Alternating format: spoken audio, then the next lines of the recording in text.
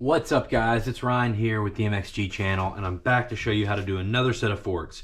So it kind of blows my mind. This is forks off a TTR110, and these are very common forks. They've been virtually the same since the TTR90. They're pretty much the same fork on a KLX110, a CRF110, all that stuff. And there's only like 2 videos on YouTube on how to do these. One is mine from like 4 years ago that doesn't even explain anything, and one's another one that's pretty good, but I wanted to make another one so that I have the best one on YouTube. So I'm going to show you guys how to do this. These forks are really easy. They don't require a bunch of special tools, but they work a little differently from a motocross fork. So if you don't know how to do them, it can be a little confusing. You're not going to need a bunch of stuff for this job. You're going to need a 6mm Allen, a flathead. You're going to need something wide and smooth like this, probably a pick. You know, you need some suspension clean by Maxima or some brake cleaner, and that's pretty much all you'll need, guys. So first thing we're going to do is pop the cap off this. So you can work with these. You need some kind of vise. You don't necessarily need this Motion Pro suspension vise, but you will. It really helps to have some kind of vise. So it's just a plastic cap on top. So I'm just gonna get my screwdriver in, cap pops off just like that. Now, you're going to push down on this centerpiece, and it's got a, can you guys see that? I think you can. All right, so this fork cap is flat. It's got like a dimple. So you want to take something like a screwdriver and just push down on it. And when you push down on it, you're going to see there's a circlip above it. And you're just going to get your pick in there. This one's got a bunch of mud and grime on it, as they usually do. Okay. Circlip right here. There's your cap. It's got a rubber seal around it. It's your spacer. It goes on top of your spring. And now you can flip this over and drain the oil out. Watch out, because the spring and a flat washer are both going to come out.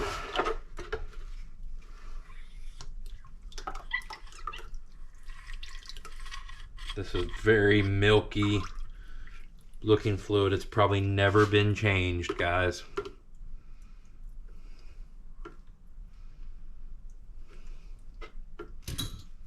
Okay. So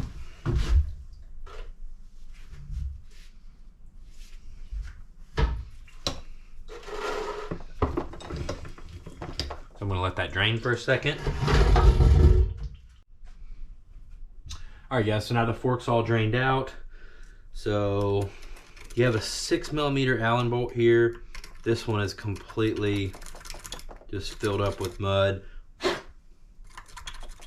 Clean it out really good, because you do not want to strip that out.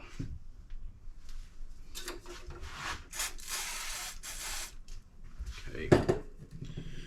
All right. I always forget, sockets fall off this ratchet. Okay. Break it loose. Keep your hand under here, because after this bolt comes out, the spring and the rod is going to fall. If I can keep this on there. The rod is going to fall out the bottom. Sometimes, if it doesn't want to release, because the interior is spinning, so you push the tube up, push the spring up, and put a little pressure on it. See how it pushes the bolt up? And then you can, that is gross, guys. You can get the bolt up. So then the whole tube and everything will just come right out the bottom. So here's my spring. Here's my spring washer that goes on top of the spring. Don't have to mess with any of this unless you're just going to take it and clean it out real good. Oh. Give it a good wipe down.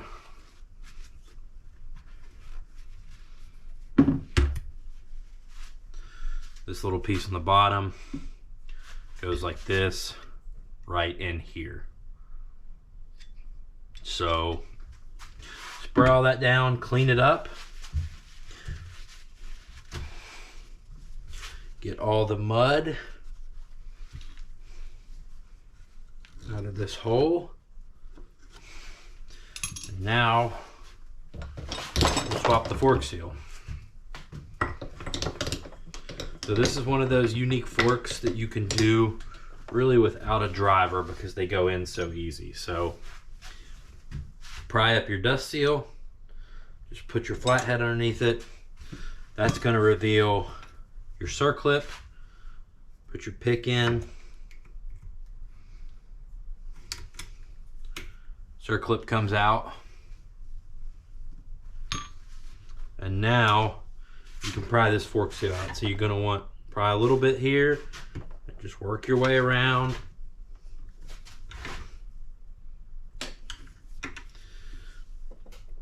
And you'll see it is moving. It's just moving slow.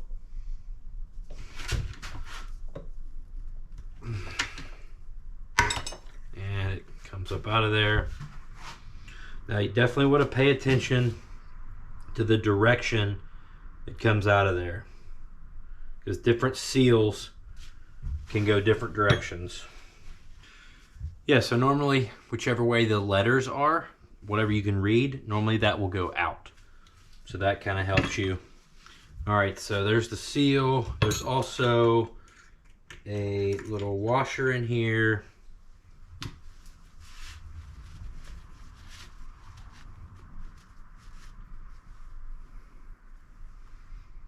Okay, now we're just going to kind of spray this out. Man, it's got some nasty stuff under where that washer's set. Lots of buildup.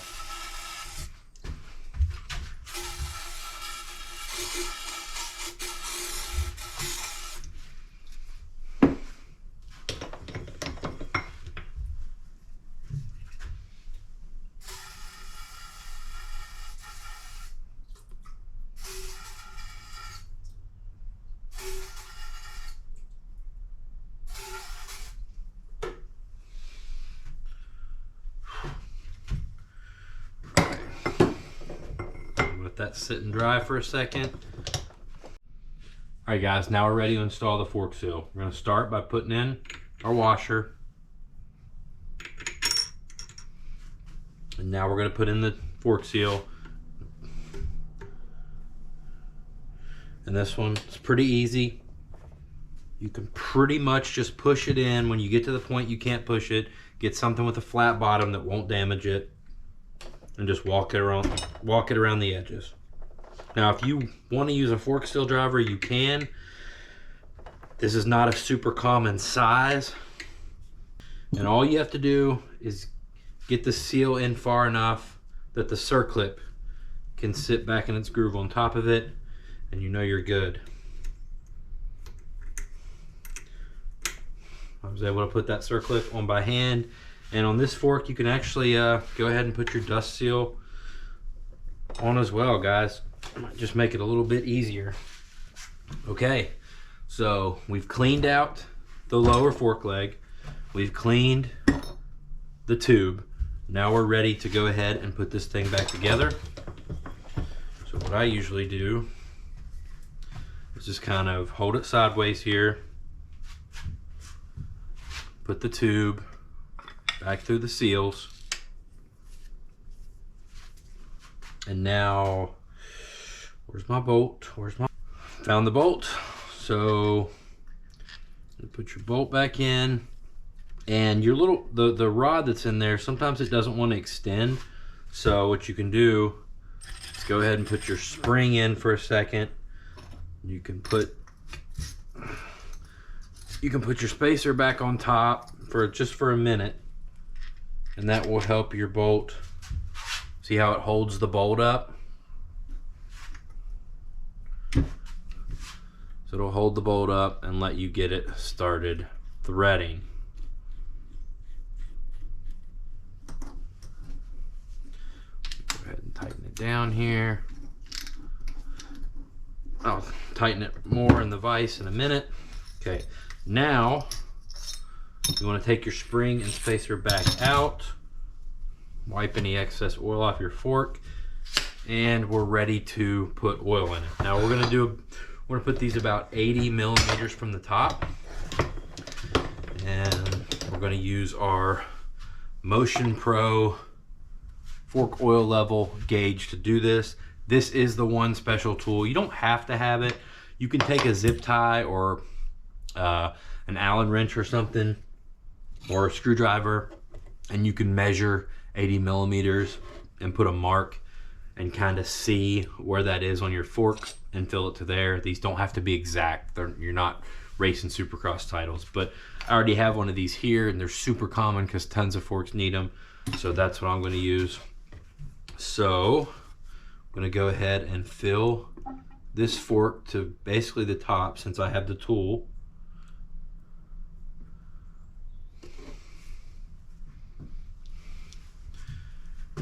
And these forks don't require really any bleeding. They don't really have much of a valve, but you can still pump the tube a couple times and it'll make it all settle a little quicker.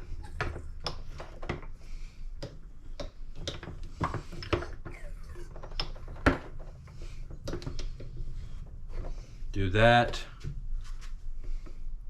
Oh, spilled a little bit, like a squiddy. And yeah, just let it sit until you don't see air bubbles anymore. So 80 millimeters from the top. So I've measured that out. I've set my tool to that.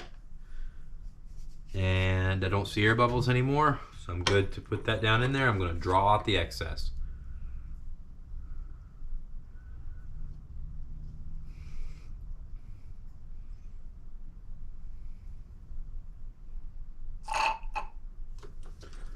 That, you know you've got it. Put that back in here. Okay, now we're ready. Pressure off the vise. Raise this back up. Now we're ready for our spring. After our spring comes our spring. It's like a washer. It's kind of like a spring seat. Make sure it's clean. That goes in next. On top of that is the spacer. That spring seat washer kind of just keeps the spring from damaging this. And now we're ready to reinsert our circlip.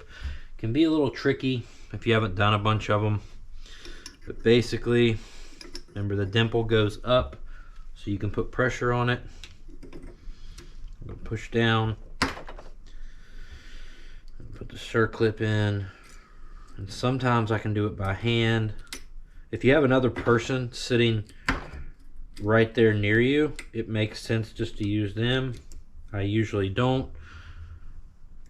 Use the circlip. And I'm in place. And you'll know if you're not in place because that'll shoot back out. So now, put my cap back on the top. Test my fork out.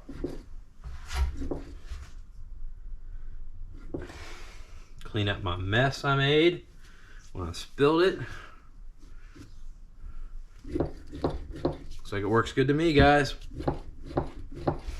That's it. That's all there is to these forks, guys. You'll find these on TTR110s, KLX110s. Very simple.